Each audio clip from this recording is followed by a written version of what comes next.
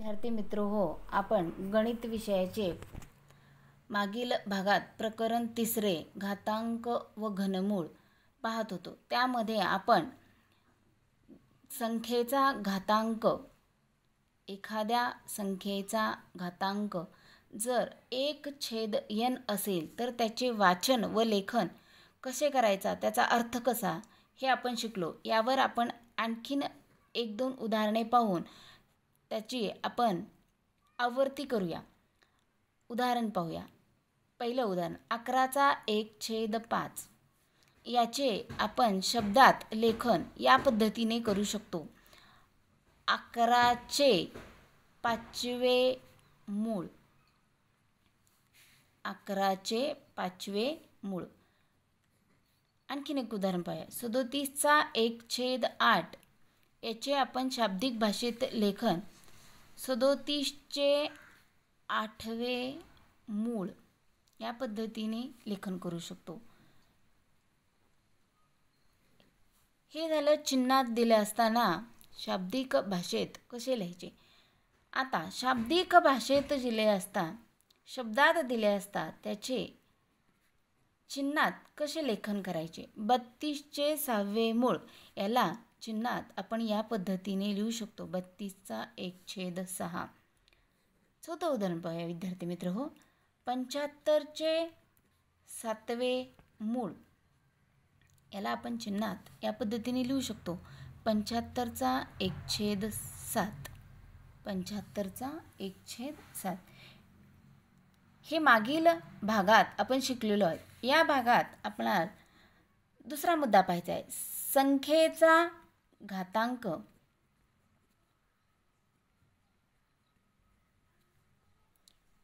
m/n या रूपातील परिमेय संख्या असेल अशा संख्यांचा अर्थ. एखाद्या संख्येचा घातांक m/ या स्वरूपात असेल तर त्या संख्येचा अर्थ आपण कसा लावतो हे आपणास शिकायचं आहे. यासाठी आपण एक उदाहरण घेऊया. पहा उदाहरण. 8चा वर्ग 64 आहे. 8चा वर्ग 64 आहे.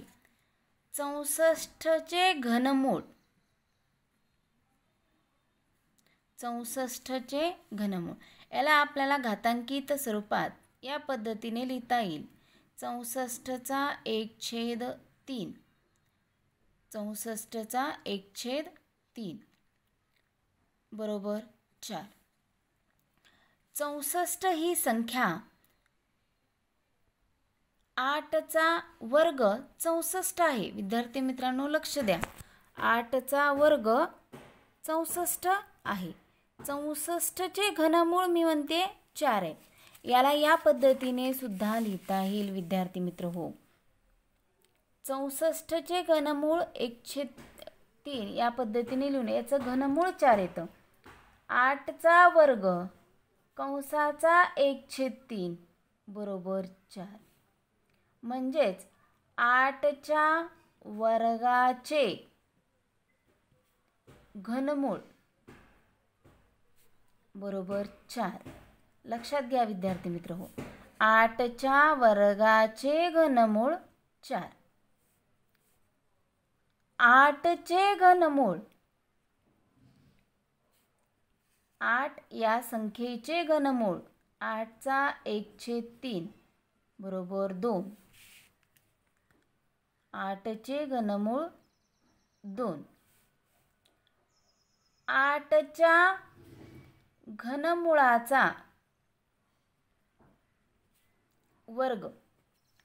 8च्या घनमुळाचा वर्ग. 8चे घनमूळ 2 त्याचा वर्ग म्हणजे 4. त्याचा वर्ग म्हणजे 4. आता पहा समीकरण 1 व समीकरण 2 दोन्हीमध्ये उत्तरं सारखी आहेत. पहा काय म्हणते, 8च्या वर्गाचे घनमूळ.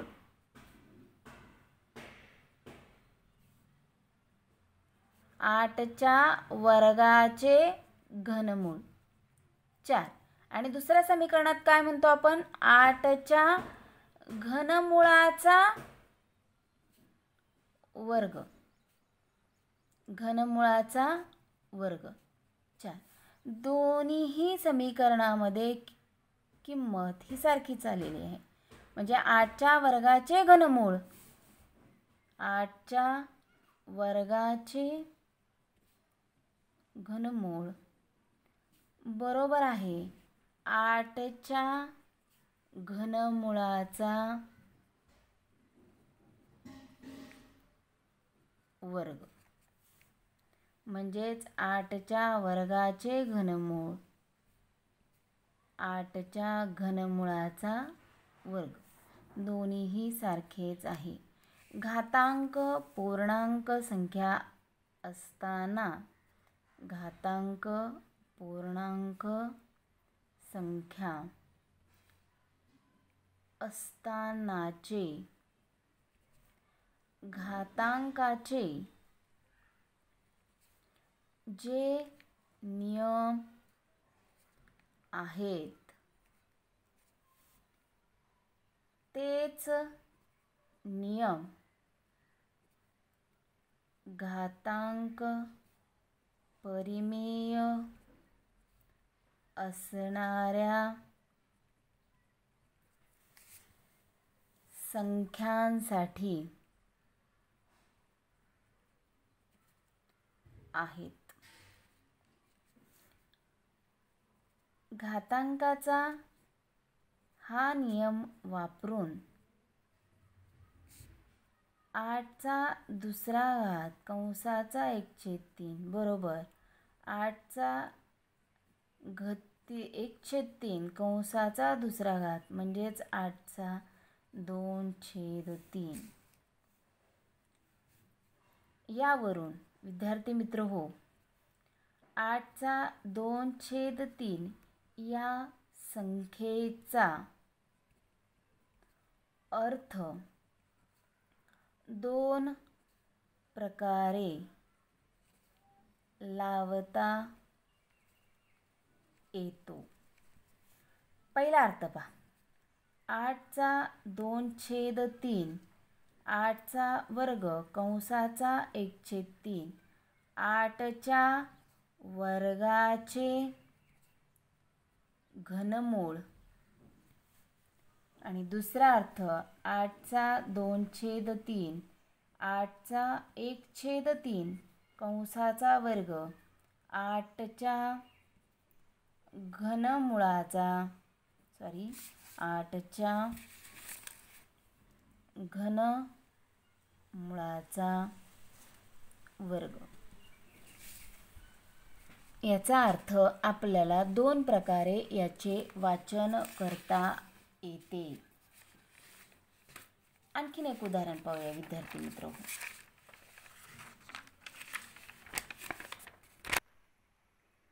विद्यार्थी मित्र हो, आणखीन दुसरे उदाहरण आपण पाहूया या बाबतीत. 27चा 4/5 याचा अर्थ आपल्याला 2 प्रकारे लावता येतो. 27चा चौथा घात कंसाचा 1/5 म्हणजे 27च्या चौथ्या घाताचे 5वे मूळ. दुसरा अर्थ 27चा 1/5 कंसाचा चौथा घात 27च्या 5व्या मुळाचा चौथा घात. सामान्यपणे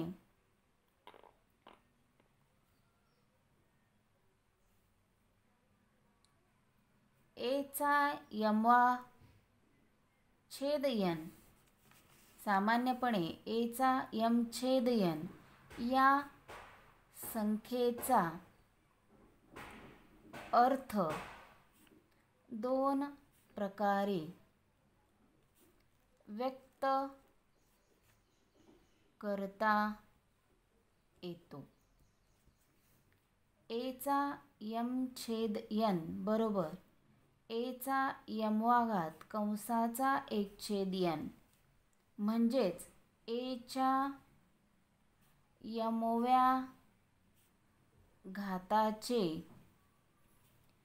n-वे मूळ हा या पद्धतीने किंवा एचा m/n बरोबर एचा 1/n कंसाचा m-वा-घात एच्या n-व्या मुळाचा m-वा घात.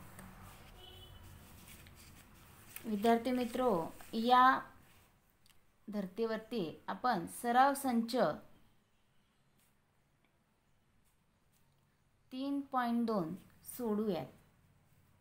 त्यातील प्रश्न पहिला पाहूया. खालील सारणी पूर्ण करा.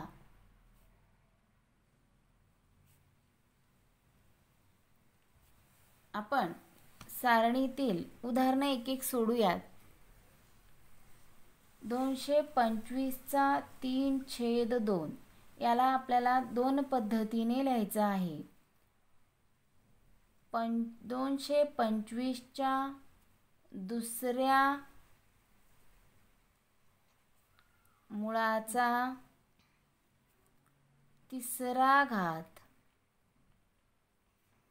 किंवा 225च्या तिसऱ्या घाताचे दुसरे मूळ. दुसरं उदाहरण पाहूया. 100चा 4/10 100च्या 10व्या मुळाचा चौथा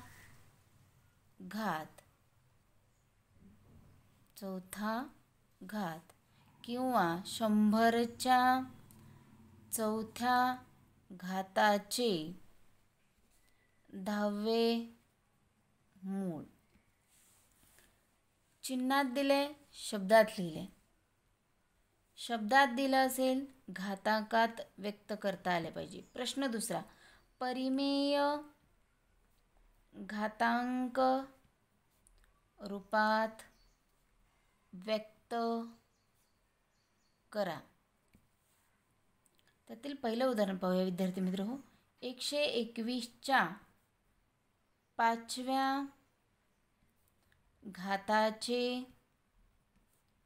वर्गमूळ. 121च्या 5व्या घाताचे वर्गमूळ. मूळ म्हणले की ते छेदस्थानी येईल. वर्गमूळ म्हणजे 2, घनमूळ म्हणजे 3. आणखीन एक उदाहरण पाहूया. दुसरं. 324च्या चौथ्या मुळाचा घन. याला चिन्हात 324चा चौथा मूळ. मूळ म्हणले की छेदस्थानी. चौथा मूळ म्हणजे 4 छेदस्थानी. सॉरी विद्यार्थी मित्र हो, मूळ या तो अंक छेदस्थानी येईल. घन म्हणल्यावर 3. आणखीन एक उदाहरण पाहूया. 171च्या 9व्या मुळाचा 5वा घात. 171च्या 9व्या मुळाचा 9 छेदस्थानी. घात म्हणलं की अंशस्थानी.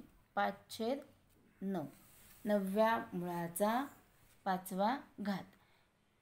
प्रश्न दुसऱ्यातील 2 उदाहरणे मी घेतलेली आहेत. उरलेली 2 उदाहरणं तुम्ही सोडवा विद्यार्थी मित्र हो. उदाहरण सोपी आहेत. समजून घ्या आणि सोडवा.